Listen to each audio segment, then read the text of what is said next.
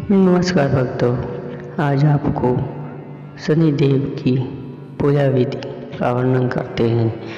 सप्ताह के 7 दिन सनातन धर्म के किसी न किसी देवी देवताओं को समर्पित किए गए हैं। उन्हीं में से एक हैं शनिवार का दिन। कर्म और न्याय के देवता शनि देव को समर्पित है। धार्मिक ग्रंथों में शनिवार के दिन शनि देव को प्रसन्न करने और उनकी कृपा प्राप्त करने के लिए निर्मल मन से पूजा करने के बारे में विस्तार से बताया गया है। कहते हैं कि जो व्यक्ति सच्चे मन से शनिदेव की पूजा कर उन्हें प्रसन्न करते हैं, उसे अपने जीवन में कई शुभ परिणाम प्राप्त होते हैं। आज के इस आर्टिकल में भोपाल निवासी ज्योतिषी एवं वास्तु सलाहकार पंडित हितेंद्र कुमार शर्मा बता रहे हैं कि इन नियमों से शनिदेव की पूजा करना चाहिए। यदि आप शनिवार का व्रत करते हैं या फिर शनिवार का व्रत करना चाहते हैं तो उसके एक दिन पहले से मांस, मदिरा यहाँ तक कि तामसी भोजन का सेवन छोड़ दें। शनिवार के दिन सुबह जल्दी उठकर स्नान आदि से निवृत्त हो जाए और स्वस्थ वस्त्र धारण करके शनिदेव के समक्ष पूजा और व्रत का संकल्प ले। इसके बाद पीपल के पेड़ में जल अर्पित कर मन ही मन शनिदेव का ध्यान करते हुए 7 परिक्रमा लगाए। इस दौरान पीपल के पेड़ में कच्चा सूत लपेटना शुभ माना गया है। जो व्यक्ति शनिवार का व्रत रखता है उसे मन, वचन और कर्म से पवित्र होना जरूरी है। इस दिन शनिदेव की कथा सुनने से विशेष लाभ प्राप्त होता है। शनिवार के दिन शाम के समय शनिदेव की आरती करना बेहद जरूरी है। यदि आप शनिदेव को प्रसन्न करना चाहते हैं तो इस दिन शनिदेव की लोहे से निर्मित प्रतिमा की पूजा जरूर करें। शनिवार के दिन काला तिल, सरसों का तेल, काला वस्त्र आदि शनिदेव को जरूर अर्पित करें। ये सभी शनिदेव की प्रिय वस्तुएं मानी जाती हैं। शनिवार के दिन कंबल का दान करना बेहद लाभकारी होता है।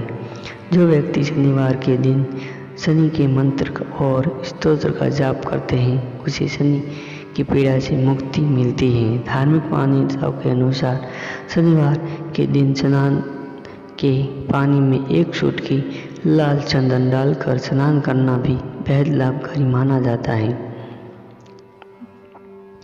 शनिवार के व्रत में आप फलाहार का सेवन कर सकते हैं। जो व्यक्ति शनिवार के दिन व्रत रखता है उसे अगले दिन शनिदेव की पूजा के बाद ही व्रत का पारण करना चाहिए। बिना पारण के शनिवार का व्रत फलीभूत नहीं होता। शनिवार व्रत कथा। एक समय स्वर्गलोक में सबसे बड़ा कौन है प्रश्न पर 9 ग्रुप में वाद विवाद हो गया। विवाद इतना बड़ा कि परंपरा भयंकर युद्ध की स्थिति बन गई। निर्णय के लिए सभी देवता देवराज इंद्र के पास पहुँचे और बोले, हे देवराज, आपको निर्णय करना होगा कि हम में सबसे बड़ा कौन है। देवताओं का प्रश्न सुनकर देवराज इंद्र उलझन में पड़ गए। इंद्र बोले, मैं इस प्रश्न का उत्तर देने में असमर्थ हूँ। हम सभी पृथ्वीलोक में उज्जैनी नगरी में राजा विक्रमादित्य के पास चलते हैं। देवराज इंद्र सहित सभी ग्रह देवता उज्जैनी नगरी पहुँचे। महल में पहुँचकर जब देवताओं ने उनसे अपना प्रश्न पूछा तो राजा विक्रमादित्य भी कुछ देर के लिए परेशान हो उठे, क्योंकि सभी देवता अपनी अपनी शक्तियों के कारण महान थे। किसी को भी छोटा या बड़ा कह देने से उनके क्रोध के प्रकोप से भयंकर हानि पहुंच सकती थी। अचानक राजा विक्रमादित्य को एक उपाय सूझा और उन्होंने विभिन्न धातुओं का स्वर्ण, रजत, चांदी, कांसा, तांबा, शीशा, रागा, जस्ता, अभ्रक व लोहे के 9 आसन बनवाए। धातुओं के गुणों के अनुसार सभी आसन को एक दूसरे के पीछे रखकर उन्होंने देवताओं को अपने अपने सिंहासन पर बैठने को कहा। देवताओं के बैठने के बाद राजा विक्रमादित्य ने कहा, आपका निर्णय तो स्वयं हो गया। जो सबसे पहले सिंहासन पर विराजमान है वही सबसे बड़ा है। राजा विक्रमादित्य के निर्णय को सुनकर शनि देवता ने सबसे पीछे आसन पर बैठने के कारण अपने को छोटा जानकर क्रोधित हो कर कहा, राजा विक्रमादित्य, तुमने मुझे सबसे पीछे बैठाकर मेरा अपमान किया है। तुम मेरी शक्तियों से परिचित नहीं हो, मैं तुम्हारा सर्वनाश कर दूंगा। शनि ने कहा, सूर्य एक राशि पर 1 महीने, चंद्रमा 2 दिन, मंगल 1.5 महीने, बुध और शुक्र 1 महीने, बृहस्पति 13 महीने रहते हैं, लेकिन मैं किसी राशि पर 7.5 वर्ष 7.5 तक रहता हूँ। बड़े बड़े देवताओं को मैंने अपने प्रकोप से पीड़ित किया है। राम को 7.5 के कारण ही वनवास में जाकर रहना पड़ा और रावण को 7.5 के कारण ही मृत्यु का शिकार बनना पड़ा। राजा, अब तो भी मेरे प्रकोप से नहीं बच सकता। इसके बाद अन्य ग्रहों के देवता तो प्रसन्न के साथ चले गए, परंतु शनिदेव बड़े क्रोध के साथ वहां से विदा हुए। राजा विक्रमादित्य पहले की तरह ही न्याय करते थे। उनके राज्य में सभी स्त्री पुरुष बहुत आनंद से जीवन यापन कर रहे थे। कुछ दिन ऐसे ही बीत गए। उधर शनि देवता अपने अपमान को भूल नहीं थे। विक्रमादित्य ने बदला लेने के लिए एक दिन शनिदेव ने घोड़े के व्यापारी का रूप धारण किया और बहुत सी घोड़ों के साथ उज्जैनी नगरी पहुंचे। राजा विक्रमादित्य ने राज्य में किसी घोड़े के व्यापारी के आने का समाचार सुना तो अपने अश्वपाल को कुछ घोड़े खरीदने के लिए भेजा। घोड़े बहुत कीमती थे।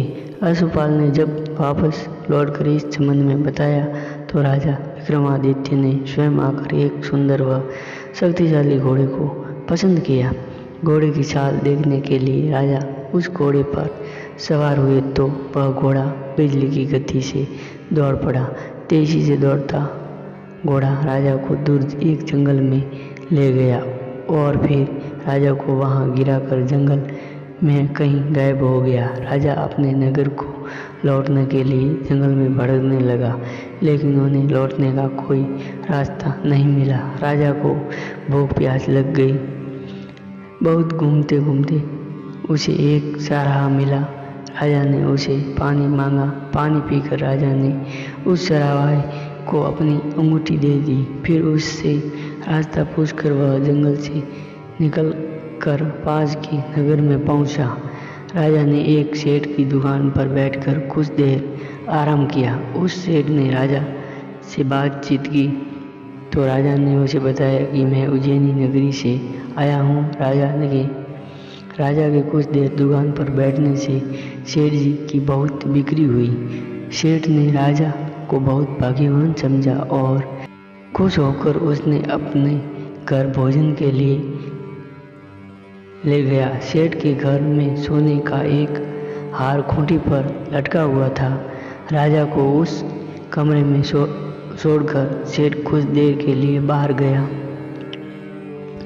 तभी एक आश्चर्यजनक घटना घटी। राजा के देखते देखते सोने के उस हार को खूंटी निगल गई। सेठ ने कमरे में लौटकर हार को गायब देखा तो चोरी का संदेश राजा पर ही किया, क्योंकि उस कमरे में राजा ही अकेला बैठा था। सेठ ने अपने नौकर से कहा कि इस परदेशी को रस्सियों से बांधकर नगर के राजा के पास ले जाओ। राजा ने विक्रमादित्य से हार के बारे में पूछा तो उसने बताया कि उसने देखते ही देखते खूंटी ने हार को निगल लिया है। इस पर राजा ने क्रोधित होकर चोरी करने के अपराध में विक्रमादित्य के हाथ पांव काटने का आदेश दे दिया। राजा विक्रमादित्य के हाथ पांव काटकर उसे नगर की सड़क पर छोड़ दिया। कुछ दिन बाद एक तेली उसे उठाकर अपने घर ले गया और उसे अपने कोल्हू पर बैठा दिया। राजा आवाज़ देकर बैलों को हाँकता रहता था। इस तरह तेली का बैल चलता रहा और राजा को भोजन मिलता रहा। शनि के प्रकोप की 7.5 पूरी होने पर वर्षा ऋतु प्रारंभ हुई। राजा विक्रमादित्य एक रात मेघ मल्हार गा रहा था कि तभी नगर के राजा की लड़की राजकुमारी मोहिनी रथ पर सवार उस तेली के घर के पास से गुजरी। उसने मेघ मल्हार सुना तो उसे बहुत अच्छा लगा और दासी को भेजकर खाने वाले को बुला लाने को कहा। दासी ने लौटकर राजकुमारी को अपंग राजा के गान में सब कुछ बता दिया। राजकुमारी उसके मेघ मल्हार से बहुत मोहित हुई, अतः उसने सब कुछ जानकर भी अपंग राजा से विवाह करने का निश्चय कर लिया। राजकुमारी ने अपने माता पिता से जब ये बात कही तो वे हैरान रह गई। रानी ने मोहिनी को समझाया, बेटी तेरे भाग्य में तो किसी राजा की रानी होना लिखा है, फिर तू उस अपंग से विवाह करके अपने पाप पर कुल्हाड़ी क्यों मार रही है। राजकुमारी ने अपनी जिद नहीं छोड़ी। अपनी जिद पूरी करने के लिए उसने भोजन करना छोड़ दिया और प्राण त्यागने का निश्चय कर लिया। आखिर राजा रानी को विवश होकर अपंग विक्रमादित्य से राजकुमारी विवाह कराना पड़ा। विवाह के बाद राजा विक्रमादित्य और राजकुमारी तेली के घर में रहने लगे। उसी रात सपन में शनिदेव ने राजा से कहा, राजा तुमने मेरा प्रकोप देख लिया है, मैंने तुम्हें अपने अपमान का दंड दिया है। राजा ने शनिदेव से क्षमा करने को कहा और प्रार्थना की, हे शनिदेव, आपने जितना दुख मुझे दिया है अन्य किसी को न देना। शनिदेव ने कुछ सोच कर कहा, राजा मैं तुम्हारी प्रार्थना स्वीकार करता हूँ। जो कोई स्त्री पुरुष मेरी पूजा करेगा, शनिवार को व्रत करके मेरी व्रत कथा सुनेगा, उस पर मेरी अनुकंपा बनी रहेगी। प्रातःकाल राजा विक्रमादित्य की नींद खुली तो अपने हाथ पाँव देखकर राजा को बहुत खुशी हुई। उसने मन ही मन शनि को देव को प्रणाम किया। राजकुमारी भी राजा के साथ हाथ पाँव सही सलामत देखकर आश्चर्य में डूबी गई। तब राजा विक्रमादित्य ने अपना परिचय देते हुए शनिदेव के प्रकोप की सारी कहानी सुनाई।